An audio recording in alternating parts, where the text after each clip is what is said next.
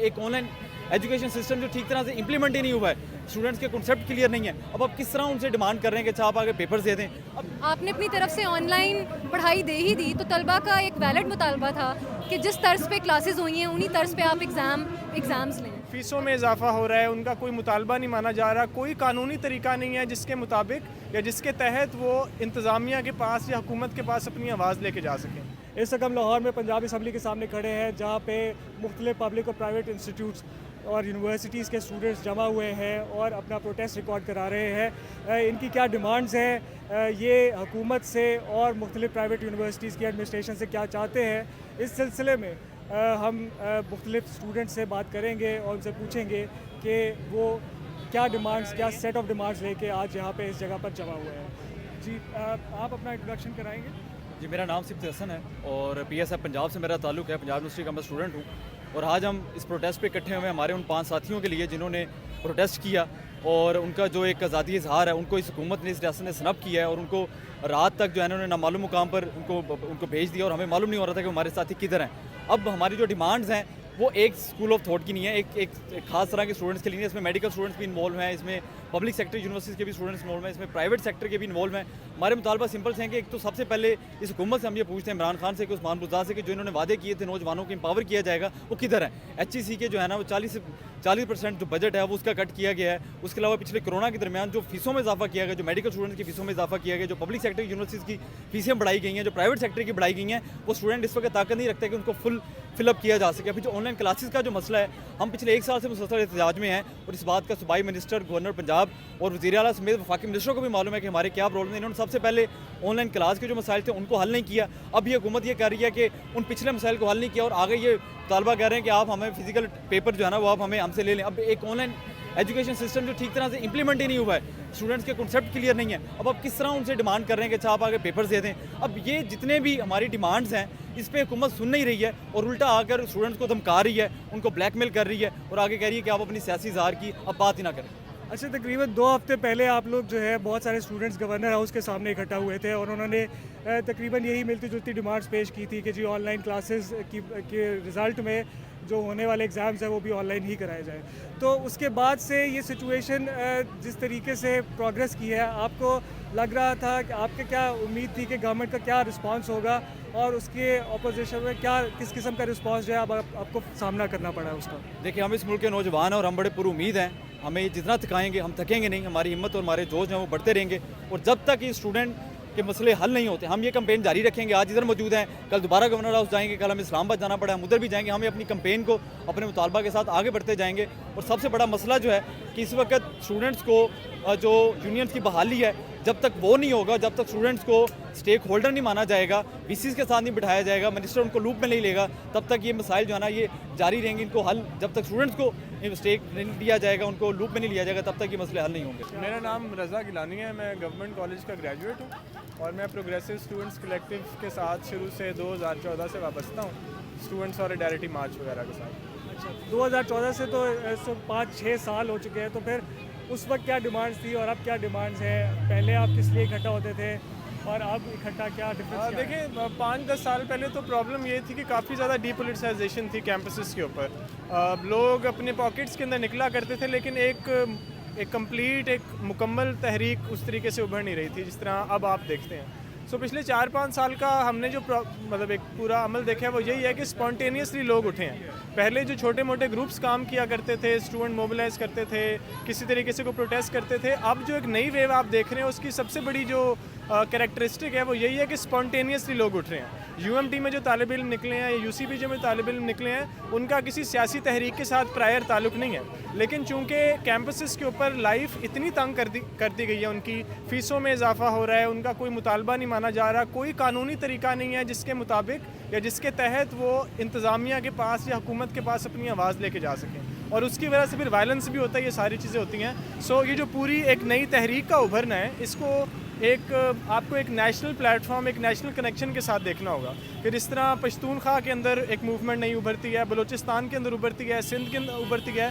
पहले ये तहरीकें आपस में कटी हुई थी, इनका आपस में कोई इस तरीके से ताल्लुक नहीं था, लेकिन स्टूडेंट सॉलिडारिटी मार्च के अंदर हम ये देखते हैं कि 55 शहरों से ज़ायद शहरों के अंदर ये मार्चेस निकलते हैं, तुलबा आपस में इकट्ठे होते हैं। अब जो क्राइसिस जनरेट हो रहा है इसकी रेजोल्यूशन पुराने तरीके से नहीं हो सकती कि आप एक दो मुतालबे मान लेंगे, स्टूडेंट्स घर चले जाएंगे। अब जो क्राइसिस उभर रहा है उस क्राइसिस की जो वाहिद मेरे ख्याल में रेजोल्यूशन है वो यही है कि आपको एजुकेशन सिस्टम को किसी ना किसी तरीके से ट्रांसफॉर्म करना पड़ेगा। एक मैसिव ट्रांसफॉर्मेशन के बगैर ये एजुकेशन सिस्टम आगे नहीं जा सकता। जी, सबसे पहले तो जो एहतजाज हो रहे थे वो इन्हीं चीज़ों के ऊपर हो रहे थे कि ऑनलाइन कोविड की वजह से सारा सिस्टम ऑनलाइन हो गया। पहले तो हमें ये नज़र आया कि हमारा तालीमी निज़ाम जो है वो मतलब वो केपेबल ही नहीं है कि ऑनलाइन पढ़ा सके। उसके ऊपर भी एहतजाज हुए और उसके ऊपर भी लोगों को तशद्दुद का, तलबा को तशद्दुद का निशाना बनाया गया। लेकिन जब आपने ऑनलाइन क्लासेस ले ही ली, आपने अपनी तरफ से ऑनलाइन पढ़ाई दे ही दी, तो तलबा का एक वैलिड मुतालबा था कि जिस तर्ज पे क्लासेस हुई हैं उन्हीं तर्ज पे आप एग्ज़ाम्स लें, और होना भी यही चाहिए था। लेकिन हमें ये नज़र आता है कि इन यूनिवर्सिटी के जो मालिकान हैं उनके मफाद में नहीं है कि ऑनलाइन एग्ज़ाम्स लिए जाएं, क्योंकि वो चाहते हैं कि तलबा फ़िज़िकल एग्ज़ाम्स दें। पढ़ाया तो उन्होंने कुछ नहीं, तो तलबा फेल होंगे तो फिर अगले साल की फ़ीस भी आ जाएगी। आप लोगों का जो है वो फ्रीक्वेंसी इकट्ठा होने की और डिमांड्स की जो है वो इंटेंसिटी बढ़ रही है, ये चीज़ इवेंचुअली फिर दोबारा दब जाएगी। बिल्कुल, ये मेनली इसलिए है क्योंकि यूनियंस बैन है। यूनियंस एक प्लेटफॉर्म होता है जिसके थ्रू आप अपनी आवाज़ को कलेक्टिवली डिमांड्स की सूरत में यूनिवर्सिटी के साथ भी और हुकूमत के साथ भी आप उनके सामने अपनी डिमांड्स को पेश कर सकते हैं। तो चूँकि यूनियंस बैन है और अभी से नहीं 36 सालों से एक आमिर के दौर से बैन है, और उसको बैन करने के पीछे भी यही वजह थी कि यूनियंस और तलबा की पावर ने आमरों को उनके तख्ते उल्टे थे। तो उनको ये खदशा था कि स्टूडेंट्स अगर इकट्ठे होंगे तो फिर वो डिमांड्स करना शुरू कर देंगे और मतलब एक हुकूमत की पावर को चैलेंज करेंगे। तो इसीलिए ये मसला आता है कि स्टूडेंट्स जो हैं आप इशू के ऊपर इकट्ठे होते हैं, और इशू के साथ यही मसला होता है कि आपका इशू जब तक ज़िंदा है तब तक आपकी बात सुनी जाएगी और उसके बाद वो दब जाएगा। जैसे पिछले साल जब यूनियंस की बात पहली दफ़ा सामने आई तो फिर हर टीवी चैनल पे ये बात हो रही थी, हर पॉलिटिशियन इस बात की गवाही देने के लिए तैयार था कि यूनियंस पाकिस्तान के लिए कितनी बेहतर है। लेकिन जैसे ही कोविड आया और रियासत ने हमें धमकाना शुरू किया, आलमगीर वज़ीर को अगवा कर लिया, जिसकी वजह से हम उन चीज़ों में बिज़ी हो गए, हम अपना प्रोग्राम सामने नहीं ला सके। क्योंकि पहले इरादा यही था कि हम आपको प्रोग्राम देंगे कि अगर आपसे नहीं हो रहा तो हम आपको बताएंगे कि किस तरह से यूनियंस को बहाल करें और दूसरे मुल्कों में यूनियंस क्या क्या काम करती हैं। लेकिन उन्होंने हमें दूसरे कामों में फंसा दिया और उसके बाद इशू बिल्कुल गायब हो गया। तो इसीलिए हम कलेक्टिव एक प्लेटफॉर्म की डिमांड करते हैं ताकि हम इशू बेस्ड पॉलिटिक्स ना करें, हम एक होलिस्टिकली स्पीकिंग, मतलब होलिस्टिकली, जिसमें हमारा पॉलिटिकल तनाजुर भी शामिल हो, जिसमें नेशनल पॉलिटिक्स के सवाल भी शामिल हो, क्योंकि ये सारी चीज़ें जुड़ी हुई हैं। स्टूडेंट सिर्फ एक यूनिवर्सिटी में तो नहीं, यूनिवर्सिटी आपके मुल्क के अंदर है, वो यूनिवर्सिटी बलूचिस्तान में है या लाहौर में है या गिलगित बल्तिस्तान में या कश्मीर में या सिंध में है या KPK में है, इसका मतलब उसकी वर्किंग के ऊपर भी बहुत ज़्यादा असर पड़ता है। तो कोई चीज़ आइसोलेटेड नहीं है, हर चीज़ पॉलिटिकल है, गैर सियासी हमें रखा गया है ताकि ये जो बंदर वो हमारे ऊपर नाच रहे हैं और तमाशे कर रहे हैं यही करते रहें और हम आम इंसान की सोच, उसकी डिमांड, उसकी तख्लीक जो है वो एक कलेक्टिव सूरत में सामने ना आ सके। अच्छा, आखिरी सवाल आपसे कि क्या सिल्वर लाइनिंग है, उम्मीद की किरण क्या है? कोई ऐसी चीज़ जिसको देख के कोई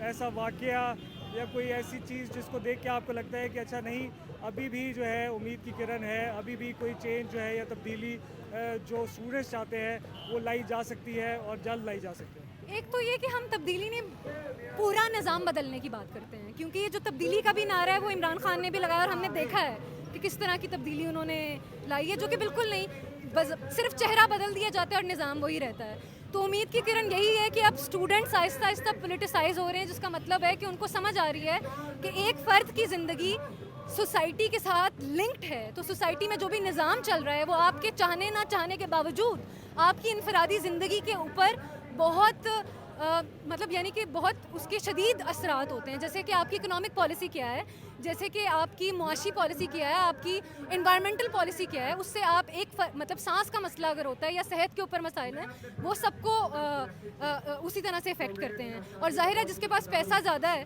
वो तो फिर मतलब आगे मतलब वो कुछ कर सकते हैं, लेकिन जिनके पास प्रिविलेज नहीं है तो उनके पास एक ही रास्ता बचता है कि वो कलेक्टिवली अपनी पावर को एक्सरसाइज करें, अपनी विल को एक्सरसाइज करें और इकट्ठे हों। तो उम्मीद की किरण यही है कि इनके जुल्म की इंतहा हो चुकी है, और जब जुल्म की इंतहा हो जाए तो जुल्म को रुकना ही पड़ता है। इस वक्त जैसा कि अरूज ने कहा कि तलबा पोलिटिसाइज हो रहे हैं और अपने राइट्स के लिए जो है वो आवाज़ उठाने के लिए की फ्रीक्वेंसी उनकी ज़्यादा होती जा रही है। इस वक्त हम जैसे कि हमने बताया कि पंजाब असम्बली के सामने माल रोड पे खड़े हैं। ये लाहौर शहर का मरकज़ है। यहाँ पे अक्सर लोग जब हुकूमत के ख़िलाफ़ प्रोटेस्ट करना चाहते हैं तो इसी जगह पे जमा होते हैं। आज यहाँ पे स्टूडेंट्स जमा हुए हैं। देखते हैं कि इस प्रोटेस्ट का दूररस लॉन्ग टर्म क्या नतीजा निकलता है। इसके साथ ही इजाज़त दीजिए। Ali Kazmi, BBC news, Lahore.